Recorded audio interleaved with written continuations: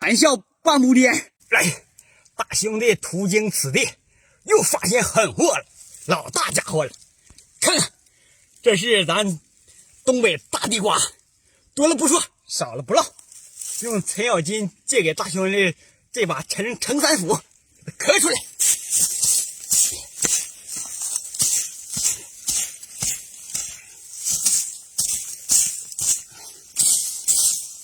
来，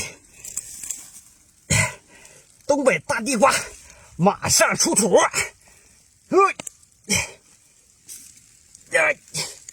出来！哎呦我去，好几十年的老货，看这比我胳膊都粗啊！哎呦我的妈，这家太莽实了，这家是大货呀！哎，行了，不跟大家开玩笑了，这是东北的大狼毒啊，也有叫狼毒草的。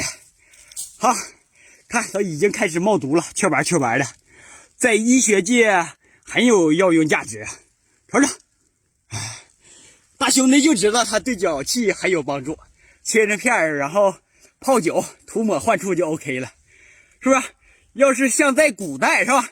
像中原鹤顶红了，十香软筋散，含笑半步颠，基本上应该都是用它提炼的，差不多吧。